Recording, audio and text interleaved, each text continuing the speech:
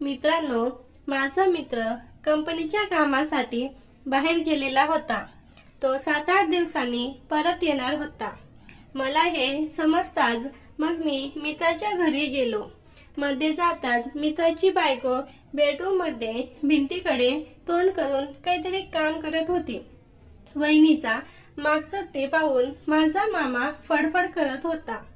मामाचं ते अवतार बघून मी हिम्मत करून वहिनीला जवळ गेलो आणि तिला मागून धरताच नंतर खूपच भयानक घडलं.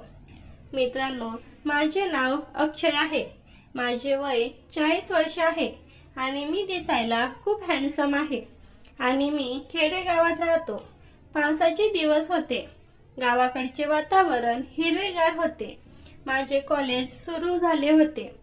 तेव्हा माझ्या कॉलेजची वेळ सकाळी 10 पासून दुपारी 3 वाजेपर्यंत होती.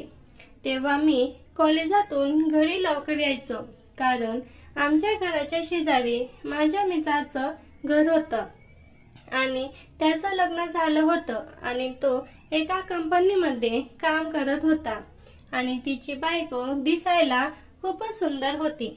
तिच्याकडे पाहून कोणताही पुरुष तिला करायचंच भावने बघेल.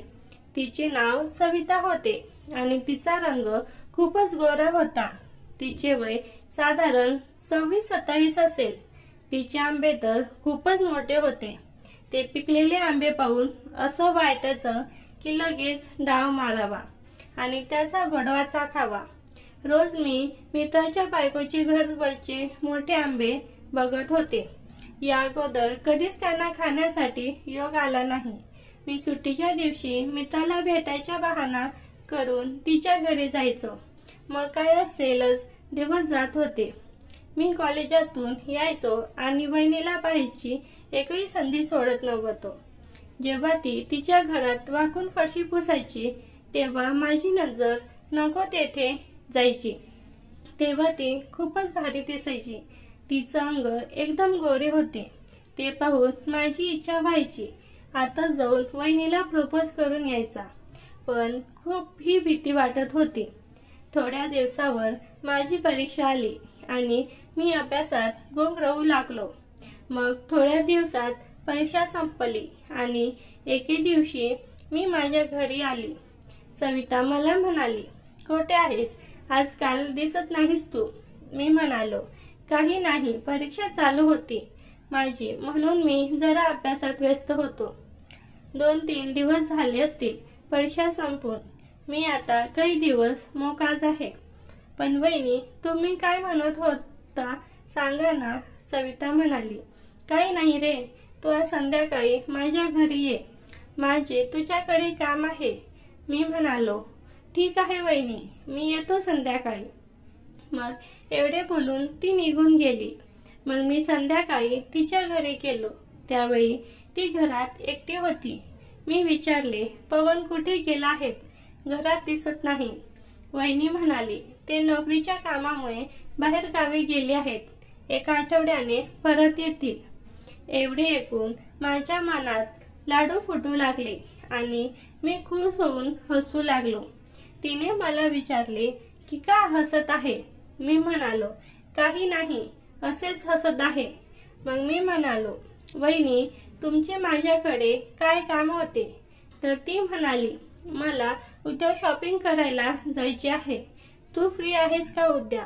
मी म्हणालो, "वहिनी, मी आता 2-3 महिने फ्रीज आहे." "हो, तुम्हाला पाहिजे तेव्हा फक्त एक आवाज द्या. मी आपल्या सेवेत हजर आहे." वहिनी हसली आणि मला म्हणाली, "ठीक आहे बाबा, सगळे काम आता तूच करायचे आहेस."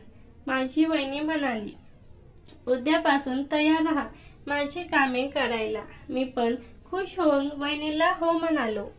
"मी तयार आहे, तुम्ही फक्त हुकूम द्या." मी आणि वहिनी जोरजोरात हसू लागलो. वहिनी म्हणाली, "उद्या 9 वाजता तू ये आमच्या घरी." मी हो म्हणालो आणि मग मी माझ्या घरी गेलो. मग मी दुसऱ्या दिवशी सकाळी फ्रेश होऊन तिच्या घरी गेलो आणि ती म्हणाली, "आत ये." तेव्हा मी बाथरूममध्ये अंघोळ करत होती. ती अंघोळ करून बाहेर आली. ती खूपच सुंदर दिसत होती. तिने लाल रंगाचा ड्रेस घातला होता आणि मी एकटक तिला पाहतच राहिलो. ती म्हणाली, काय पाहत आहेस? मी म्हणालो, काही नाही वहिनी. हसत म्हणाली, या अगोदर असे पाहिले नाही का मला? मी लाजून काही न बोलता म्हणालो, चला जाऊ आपण. आम्ही माझ्या बाईकने जाणार होतो. मी बाईकवर बसलो. वहिनी मला चिटकून बसली होती. वहिनी बाईकवर बसताच माझी हालत वाईट झाली होती. वहिनी तिची छाती माझ्या पाठीवर स्पर्श करत होती आणि एका हाताने सोन्याशी खेळत होती. मला माहीत नव्हतं ती अशी का करत आहे. मग आम्ही एका मोठ्या मॉलमध्ये गेलो. तिकडे गेल्यावर वहिनी म्हणाली, चल मूवी पाहायला जाऊ. मग आम्ही मूवी पाहायला गेलो.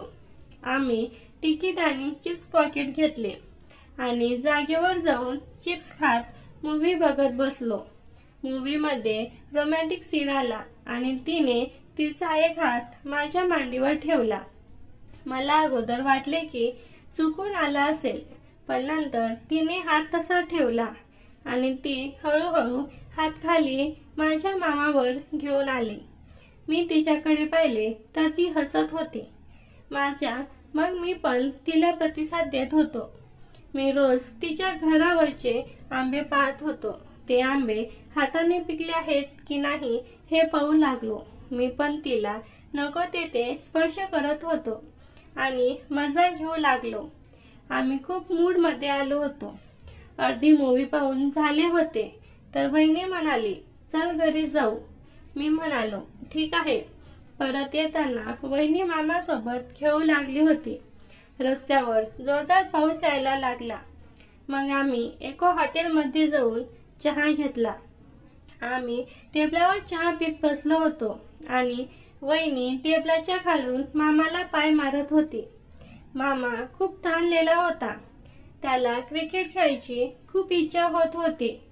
मग थोड्या वेळाने पाऊस थोडा कमी झाला. मग आम्ही घराकडे निघालो. आम्ही तिच्या घरी पोचलो आणि ती परत बेडरूममध्ये गेली. मी दरवाजा बंद केला आणि तिच्या बेडरूमकडे गेलो.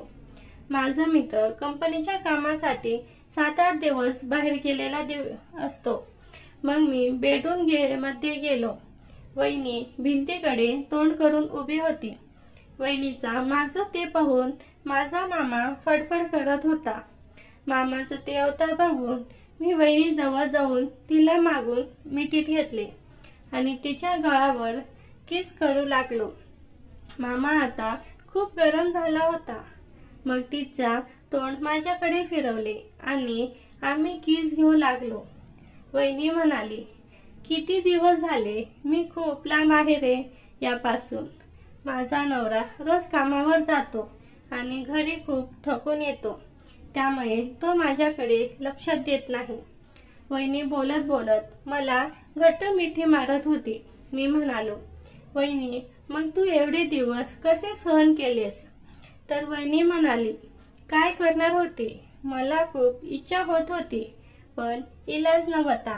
कारण जर मी असे केलेलं नवऱ्याला कळले तर माझे काय होईल याचा विचार माझ्या डोक्यात येत होते. म्हणून मी माझ्या मनाला समजावून सांगत होते. पण आता नवरा बाहेर जाणार आहे म्हणल्यामुळे मला राहवलं नाही आणि गडबडीमध्ये आमचे कपडे काढून टाकले. मी म्हणालो, वहिनी मग आता कळणार नाही का तुझ्या नवऱ्याला? तर वहिनी म्हणाली, आता कळलं तर कळू दे. मला सांग की मी किती दिवस सहन करणार आहेस हे. मला पण माझ्या काही इच्छा आहेत ना. ती माझ्या मामाशी खेळत होती आणि त्याची चव चाकत होती. मला पण खूप मजा येत होती. मग मी म्हणालो, वहिनी मला सांग, मग तू मलाच का निवडला आहेस तुझ्यासोबत खेळण्यासाठी? वहिनी मला म्हणाली, तू कॉलेजला जाताना येताना माझे घरावरच्या आंब्याकडे टक लावून बघत असतो हे मला माहीत होतं, म्हणून तर मी तुला निवडलं आहे. तर कसे वाटले मग आंबे? मी म्हणालो, वहिनी तुमचे आंबे खूपच गोड आहे. वहिनीला मी बेडवर आडवं केलं आणि माझा मामा आत घुसला. वहिनी म्हणाली, जोरात ओरडली आणि म्हणाली, हळू कर जरा, दुखत आहे. मी म्हणालो, तुला तर खेळायची प्रॅक्टिस आहे, तरी पण तू का ओरडतेस? वहिनी म्हणाली, अखिल तुझा मामा खूप मोठा आहे, असा मी कधी बघितला नव्हता. मी जोरजोरात खेळत होतो. वहिनीला बोलता पण येत नव्हतं. वहिनी अडकत अडकत बोलत होती. मी म्हणालो, वहिनी तुला सांगतो, मला ना तू खूप आवडतेस. मी रात्री तुझे स्वप्न पाहत होतो. विचार करत होतो की कधी तू मला भेटशील आणि मी तुला माझ्या मिठीत घेऊन तुझ्यासोबत खेळणार. पण शेवटी मला तो चान्स मिळाला. थँक्यू वहिनी. मी वहिनीशी मस्त गप्पा मारत होतो आणि खाली मामा फुल जोशमध्ये खेळत होता. आम्हाला खेळून 7-8 मिनिटे झाले होते. वहिनी म्हणाली, तुला एक सांगू का? खरंच तू खूप छान बॅटिंग करत आहेस. माझ्या नवऱ्याला पण एवढं जमत नाही. मी म्हणालो, खरंच का वहिनी? पण मला हे रोज पाहिजे. वहिनी म्हणाली, तू माझ्या मटक्यातले पाणी पिले नाही. मी म्हणालो, वहिनी लगेच सगळे पाणी पिऊन मटका रिकामाच करून टाकतो. आणि मी पाणी पिण्यास सुरुवात केली. वहिनी म्हणाली, मला सांग, तुला एखादी गर्लफ्रेंड नाही की? मी म्हणालो, तुला काय वाटतंय, असेल का मला गर्लफ्रेंड? वहिनी म्हणाली, काय सांगावं बाबा तुझं, असेल पण तुझं काय, तू दिसायला एवढा स्मार्ट आहेस ना, तू लगेच पटवशील माझ्यापेक्षा दिसायला सुंदर असलेली. मी म्हणालो, वहिनी माझी पहिली गर्लफ्रेंड तूच आहेस आणि मी कॉलेज कुमार असून सुद्धा तुझे स्वप्न पाहत असतो. मग विचार करा मी तुझ्यावर किती प्रेम करत असणार. वहिनी खुश झाली. आम्ही बोलत बोलत चौके छक्के मारू लागलो. थोड्याच वेळाने ग्राउंड पूर्णपणे पाण्याने भिजून ओलेचिंब झाले होते आणि मटका पाण्याने पूर्ण भरून उलटपुलट होतो. मग आम्ही सगळे शेत साफ करून घेतले आणि आनंदाने एक शांत झोप घेतली.